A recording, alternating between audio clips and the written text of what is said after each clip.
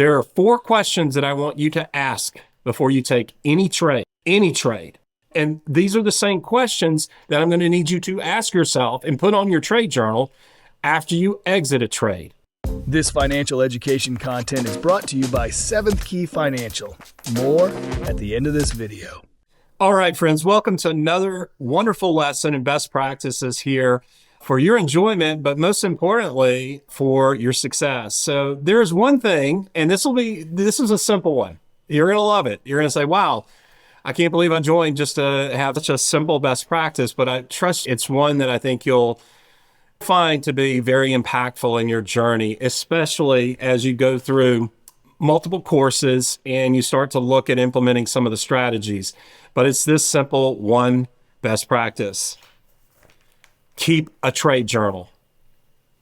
You're like, why would I do that? My brokerage account is digital. I get all the numbers of losses and gains every single month or quarter in a statement. I know what I make. I know what I lose. Why would I need to keep some archaic journal? You want me to tell you why? Because of this. And I'm telling you, friends, if you can do this, this will help you. I keep a journal, all right? And it's not just about the trades that I'm making. It's not about buying XYZ stock at $100 and, I managed to get a 20% return and sold XYZ stock at $120. While that's important to know where I stand from a profit and loss perspective, what am I asking you to do? It's not about the mathematical records. It's about the setup. There are 4 questions that I want you to ask before you take any trade. And these are the same questions that I'm going to need you to ask yourself and put on your trade journal after you exit a trade. 1, why am I taking this trade? Why? Is it because I'm emotionally involved and I am riding the momentum of the crowd? There's nothing wrong with riding momentum. As a matter of fact, some of my better shorter-term trades have been off the back of retail momentum. But you need to identify what that logical reason is. If it's emotional and it's to ride the momentum of the crowd, that's fine. Write it down. But in conjunction with that, I would ask you to go a little step further. I would ask, is there a technical reason you're also buying it? Because if the technicals line up with the momentum, that's fine. No problem at all. As a matter of fact, it takes the crowd to get to specified targets. A lot of times I'll be a contrarian, but it's generally speaking when the crowd is either wildly euphoric or wildly pessimistic. And that's where I tend to put on my contrarian cap and I say, I'm taking the opposite trade. But in the meat of the move, a lot of times the crowd is the consensus and the consensus will be right. But I want you to write down, why am I taking this trade? What is the second question I want you to write down on your trade journal? What is my objective with this trade? Is it for the 1.93% rule, where I'm trying to effectively make that particular gain for my week?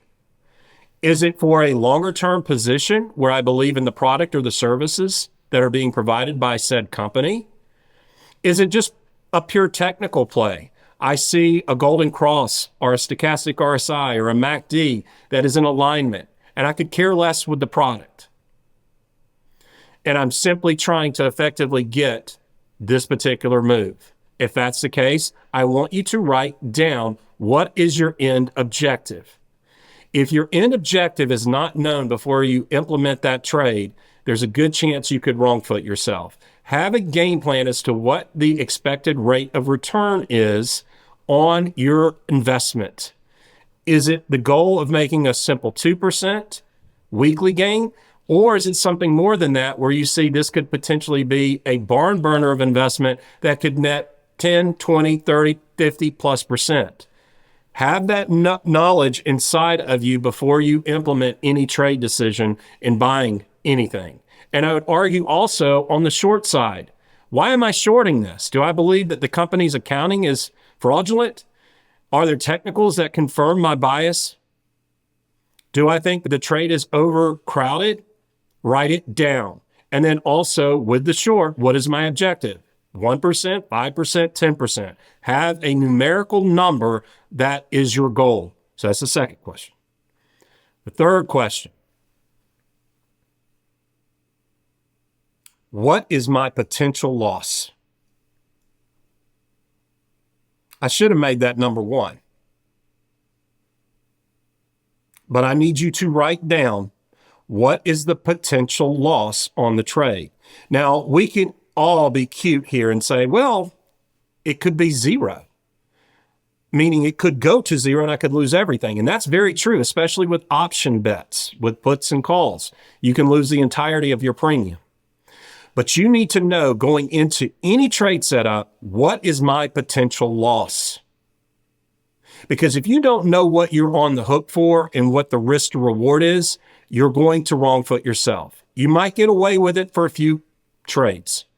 But if you're not keeping a journal and understanding what your total risk is within any trade that you take, you're not going to become an effectively better trader or investor.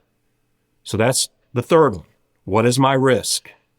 Now, once you know what your goal is and what your risk is, then you have an identifiable range or a zone, if you will, of what the potentiality of that entire trade is going to be. The last question I want you to write down. How do I feel when I'm making the trade?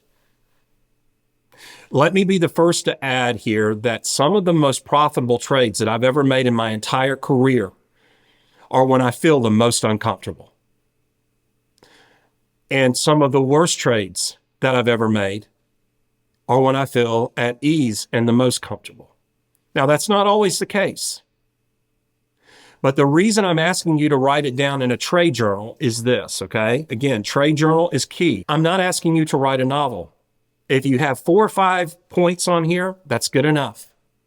But the reason why I'm asking you to keep this journal is for you so that when the trade is closed, you do the questions in reverse. Did I achieve my goal? If I lost, did I effectively put a stop in place that avoided any further drawdowns? How did I feel when the trade was complete? A sense of accomplishment, a sense of despair or despondency? Have I done what I set out to do? And then here's one other question I would actually ask you on the close of a trade. And this is in particular if you've got a trade that goes wrong. If a trade goes against you, look back at the charts, look back at the questions that you wrote down and the feeling that you had when you made the trade, and identify what was the point where something went wrong, and can I identify, based on the way that I entered the trade, in retrospect, looking back, what I could have done differently. You know, in sports, they say that practice makes perfect. In trading, that is no different.